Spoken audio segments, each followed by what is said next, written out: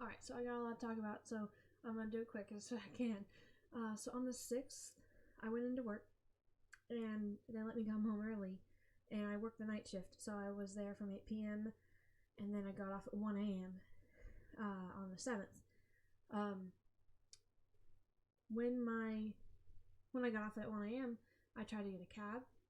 I couldn't get one, so my Aunt Sheila came to pick me up, and she offered to take me through drive-thru, and I'm like, okay, cool. And I was planning on using my card, and I have this habit where if I'm about to make a purchase, I check my bank before I make a purchase. For this reason. Okay, you ready? Because I checked my bank. I'm like, okay, so I should probably have $120 in there. No. I checked it, and I had negative $393.39. Somebody had gotten my bank information and made a $475 purchase. What is up with my webcam? Hang on a sec. Okay, I don't know what that was about. Anyway, they made a $475 purchase on my card.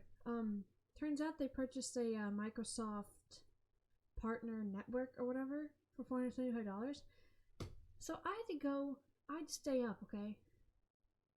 Usually when I get home from work, I stay up till like 9 a.m. or something. My bank doesn't open till 10, so I'd stay up. I stayed up till noon that day trying to fix this.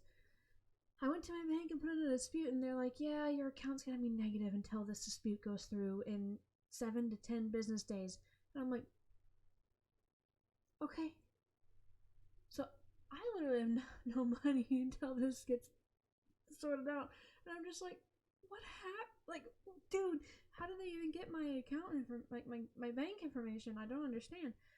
So I have a new card and everything's fine, I guess. But and that's not like the scariest part is that they got my information without me knowing, and I don't know how they got it. But the freakiest part is this happened. Alright? This happened after I read chapters 30, 31, and 32, and 33 of this. In those chapters, Mitch and Hurley are stealing money from somebody else. I'm just like, you know what I mean? Like, what? I'm just, God, I don't know. It's just weird. Weird things in life happen. Anyway, now things about the I'm sorry. Chapter 31 and 32. Jeez Louise. It was like, my anxiety and everything was heightened up to here. And, it's really well written, like, because at the end of chapter 31, I was like, oh my god, did you kill the dogs? No, don't kill the dogs. And then they're like, oh, the dogs are okay. I'm like, oh god. And then Mitch is like, we should have killed the dogs. I'm like, no. You leave the freaking dogs alone. And then he does what he did, and I'm just like, Jesus. Anyway, so one more thing before we start the chapter. I'm so sorry. Mitch and Hurley steal money from like $26 million from 6 separate bank accounts that are joint bank accounts between the Russians and the Islamics. Whatever. Our friends in Beirut. Does that mean Syed also had access to those bank accounts? And does that mean that it was his money too? Because they're setting up for Mitch and Hurley and Richards to all have the Russians and the Islamics after just them 3. Oh my gosh. Okay, I'm sorry I talk so much, but you know, okay, chapter 34. I'm so sorry. Chapter 34, Southern Germany. The trip was uneventful, in the sense that they pointed the hood of the big Mercedes south and stopped only twice before reaching the Swiss-German border. For 8 hours, they cruised at an average speed of 120 kilometers an hour down the smooth, twisting Autobahn. Near some of the larger towns, they had to slow, and when they neared the mountains to the south, the winding, rising road slowed their progress only slightly. They were thankful that there was no snow. They skirted Hanover, Kassel, Frankfurt, Strasbourg, and a blur of other towns. While Hurley pored over the treasure trove of information he'd retrieved from the banker's safe, Richards fired up the laptop and used the decoding software to uplink the information on Dorfman's disks via the satellite phone. Kennedy had a team assembled in D.C. who were translating and filtering the information. Richards was done sending the information by the time they reached Kassel. He slept for the next 2 hours. Rapp listened to the snippets of conversation coming from the back seat and wondered what the next move would be. Hurley liked to operate on a strictly need-to-know basis, and Rapp and Richards really needed to know, at least as far as Hurley was concerned.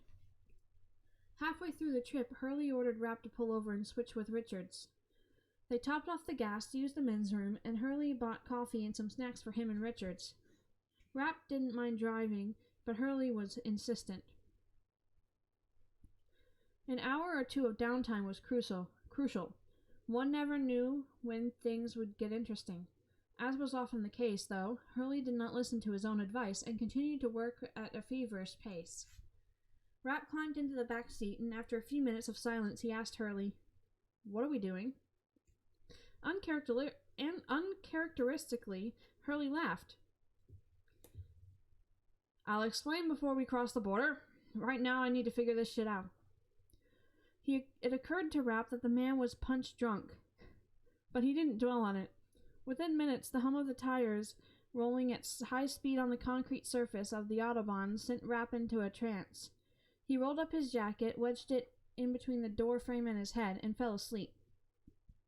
For the next few hours, he drifted in and out of sleep, the shrill ring of the satellite phone interrupting dreams of poodles, bad comb-over hairdos, and trussed-up, plump German women. What the hell? What the heck is wrong with him? I know what's wrong with him. He's out for revenge. That's what's wrong with him. Dreams of poodles. At one point, he was drifting off to sleep and wondered what Frau Dorfman would do with the dogs now that her husband was of this world. You're still thinking of the dogs? Are you still wanting to kill them?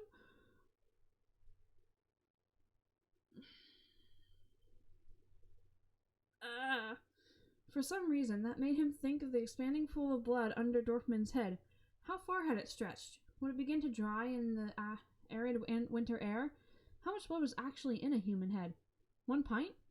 Before he could decide on an amount, he drifted off. The weird things you think when you're about to fall asleep, the weird things I've thought right before I fall asleep, that is not one of them. None of that.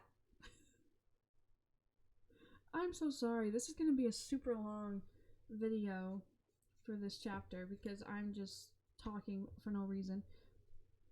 Okay. Hurley never slowed. He reviewed every document, every file, post-it note, and receipt. He'd filled close to an entire notepad with the most pertinent information.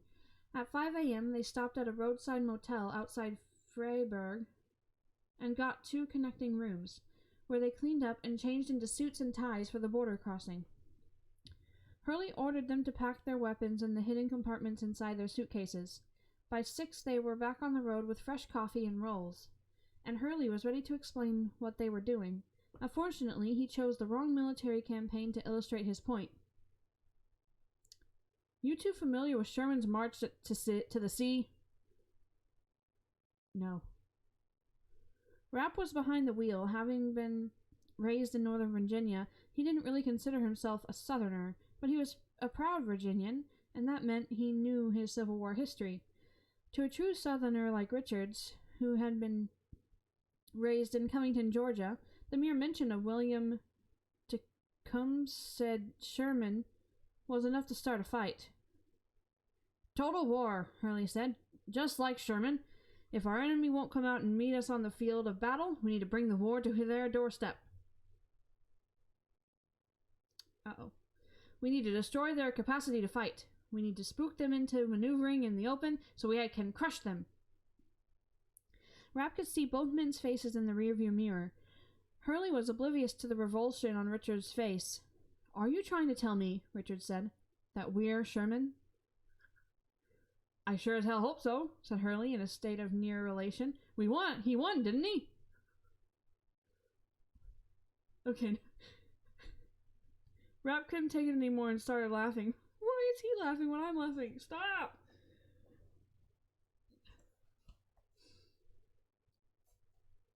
What the hell's so funny? Hurley asked. When he got control of himself, he said, You're sitting next to one of Georgia's finest. It's like singing the praises of Andrew Jackson to a bunch of Indians.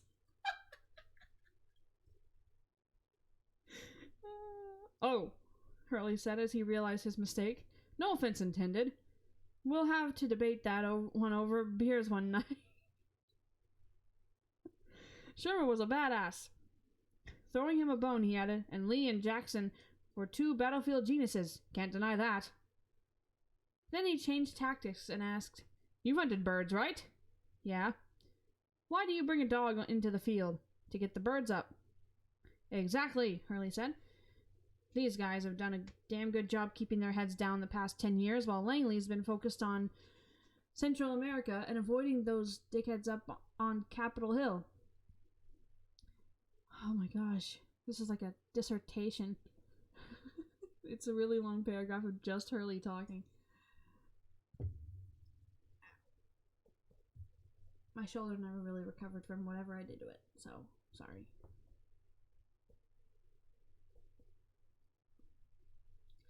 I told you about our operative that got snatched off the streets of Beirut a few months back. Well, that's not the first time that's happened. We got soft in the 80s and let these assholes get away with too much shit. Glancing at Rapp's face in the mirror, he said, Again with Rapp's face in the mirror. 4th time. I'm counting, okay? It's not Rapp looking at his face in the mirror, but it's someone else. Noticing his face in the mirror. I'm sorry, I'm going to stop talking. April of 83, our embassy gets hit. 63 people killed. Langley lost 8 of its best people that day, including our Near East director and station chief. Hurley left out the fact that he had been in the city that day, that he could have easily been one of the victims. He also left out the fact that Kennedy's dad was one of the men they'd lost. It was not his place to share something so personal. If she wanted to tell them one day, that was her business.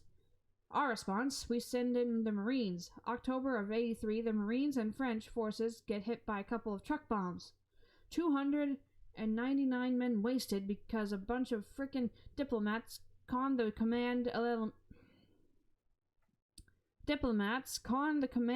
into thinking too much security would send the wrong message. Mind you, not a single one of those dilettante,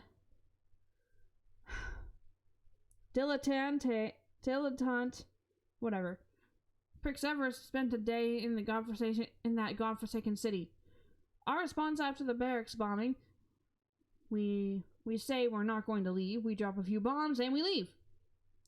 Hurley swore to himself. And they get it in their heads that they can frick with us and get away scot-free. March of 84, they grabbed my old buddy Bill Buckley, our new station chief, Korean and Vietnam War vet, amazing guy. Hurley looked out the window for a moment with sadness in his eyes. They tortured him for almost 1.5 years. Flew him over to Tehran. The bastards taped it. I've seen parts. Why would you tape? Alright, what? Hurley shook his head as if trying to get rid of a bad thought. They sucked every last drop of information out of him, and then they sold it to the Russians and anyone else who was interested. Bill knew a lot of shit. The info they got from him did a boatload of damage. I can't even begin to tell you how many nights I've laid awake wondering how I would have handled it. They brought in a so-called expert, a Hezbollah shrink by the name of Aziz Aziz al-Abab, trained by the Russians at the People's Friendship University. They have a university called People's Friendship? What is this? My Little Pony Friendship is magic? The names these assholes come up with just boggles my mind.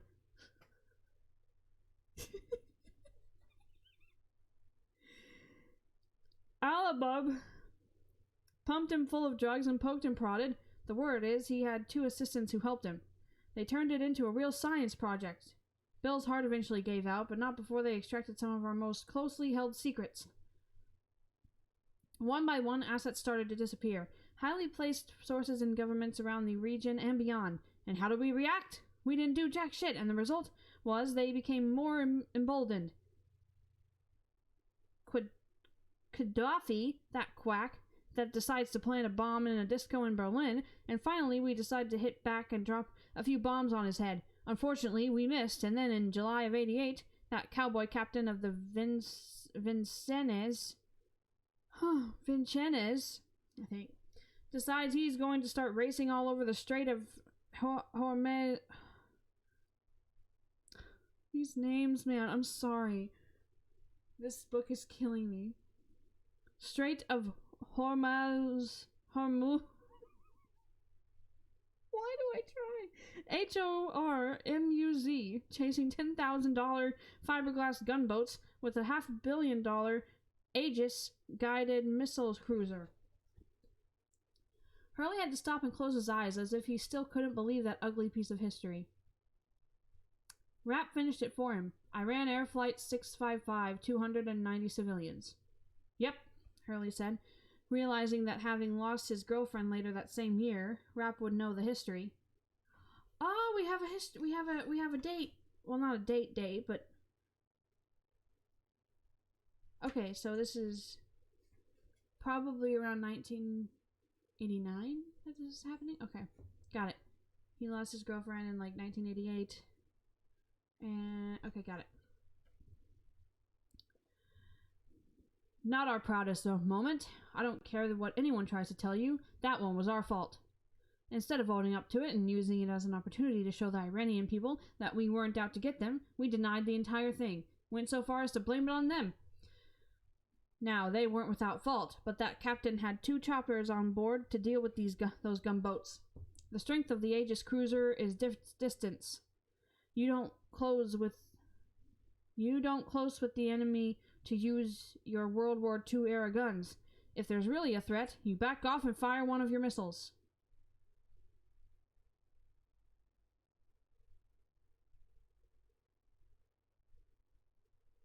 I can't believe... Okay, wait, hang on.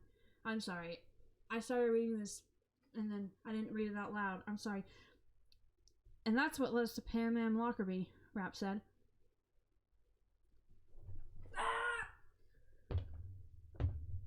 Hurley nodded. It's a little more complicated than that, but in a nutshell, yeah. So, Richard said, we fit in how? Let's just say some people in Washington have seen the error of their ways. This terrorism, especially the Islamic radical shit, has some people spooked, and it should. They saw what happened last time when we allowed someone like Buckley to get snatched without lifting a finger. It gives people the wrong idea. Now the snoz has been grabbed, and it started all over again. I'm not supposed to tell you guys this, but what the frick? 5 of our sources have been killed in just the last few months. We've had to recall another dozen plus. We're flying blind, and once again, by doing nothing, we've reinforced the idea that they can do whatever they want to us and we won't lift a finger. And the stuff you've been working on all night, how does that fit in? Rapp asked. Let's suppose for a second that you have $5 million sitting in a Swiss bank account. That money represents years of extortion, drug and gun running, counterfeiting, and a host of illegal scams. You've worked yourself to the bone squirreling away this money. What do you do? What would you do if you woke up one morning and found out that your account was empty?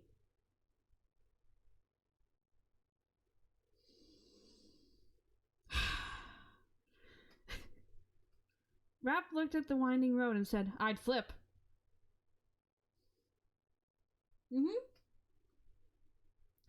You think you might pick up the phone and start demanding some answers? Yeah, damn right you would.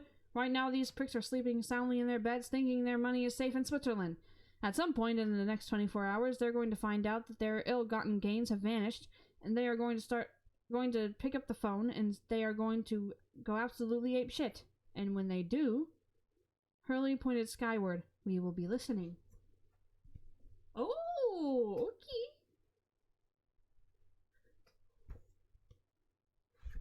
okay. Okay.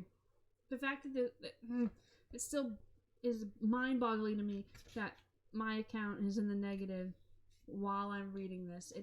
In the negative, not by me, by the way. Oh my gosh. Okay, so that was only like 4 pages. I'm so sorry it's taking this long to read it. It's taken 20 minutes to read it. But there's one more thing I want to point out. I'm sorry. So what it's leading up to, I think, remember in the prelude, Rap intentionally gets himself captured to save 2 of his comrades. Who do you think those 2 comrades are? They get taken off the streets of Beirut. Sayed got them. Hurley and Richards. And Mitch is gonna go in. Oh my gosh, it's gonna be so either really bad or awesome. Probably both. But yeah, I'm gonna end this now. I'm so sorry. This is a long one for such a short chapter. Yeah, I'm gonna go. Bye.